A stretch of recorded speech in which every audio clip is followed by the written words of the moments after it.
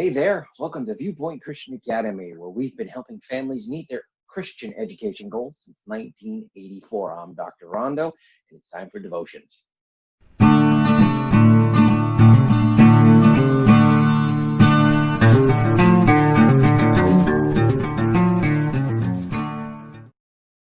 So, I wanted to just kind of pick up where I left off in our previous devotion on the idea that there are two voices that are calling out to you. There's the voice of the wicked, and the voice of the world is trying to draw you into what they are doing. There's also the voice of wisdom, which is the voice of God, and it's calling out to you. Now, I want to help you today by giving you a couple tips on how to actually hear and receive the voice of wisdom over the voice of the wicked and the pull of the world. So how can I do that? How can I be attentive to hear the voice of God, the voice of wisdom calling out to me, and pay less attention to the voice of the world that is out there trying to draw me into all the garbage that they are doing? Well, it's not like the Bible doesn't give us any ideas or any tips. So I'd like to read to you a verse found in Proverbs chapter 19, verse 20. It says this: "Hear counsel and receive instruction, that thou mayest be wise in thy latter end." See, one of the greatest tools that God has given to us to help us to hear the voice of wisdom, to help us to respond to the call of wisdom, is our instructors. Now, our primary instructors in life, now get this, young people, okay? Pay attention to this very carefully. Primary instructors in life are mom and dad. Mom and dad are our primary instructors for life. We also have others that God has placed in our life. We have pastors, we have teachers, others that God has placed in our life to do this. Now, mom and dad have that primary responsibility, though. And so, because you are enrolled in our program and you are working at home, mom and dad are now that primary voice to help you to discover the call of God, to help you to hear the voice of God. And so I want to encourage you today to actually receive their instructions. I'm going to give you an example, a couple of examples that help to make this point a little bit better. One is a young boy named Frank. He was about 11 years old back in 2017. Over the summer, he lived in Virginia, and he decided, hey, I want to mow the lawn for the President of the United States. So he sent a letter, wrote it in to the White House and said, I would like to come and volunteer to mow the White House lawn. I just want to do that to respect and honor the President of the United States. And so his wish was granted. He was allowed to come in and do his thing.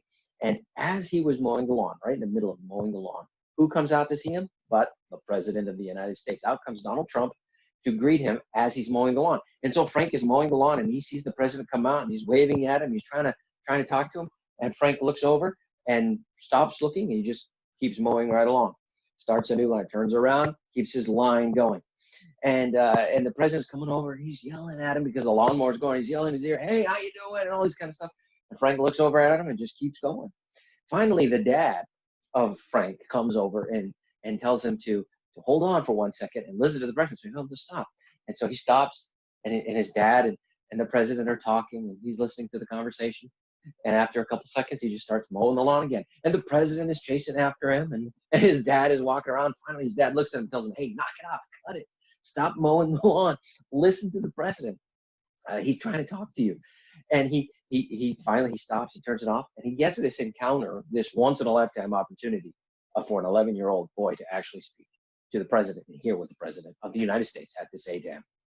Well, Frank probably would not have enjoyed or had this great opportunity if it were not for the fact that his dad came to him and said, hey, the president's trying to talk to you. You need to what? Listen. You know, the same thing happens with us. Moms and dads, people that God has placed in our life, are key figures to help us to hear when God is trying to speak to us. Otherwise, we'll tend to miss it. Well, the Bible tells us that there is, in Romans, that no one is seeking after God.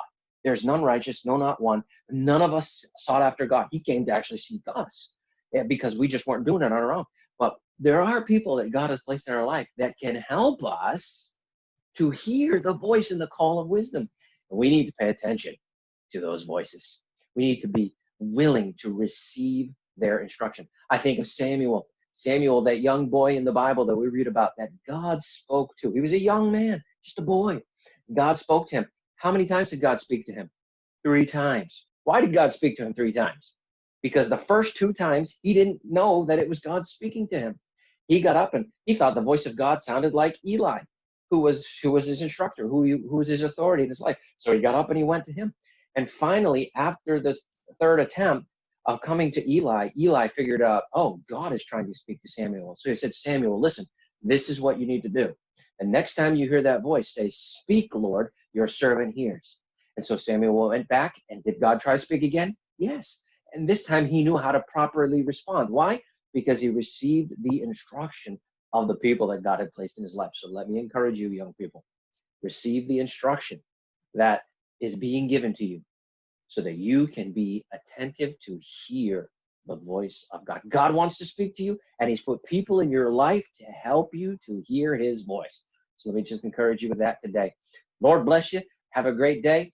Looking forward to whatever the Lord has for you. If you need any help, let us know. That's why we're here. God bless you. Have a fantastic one.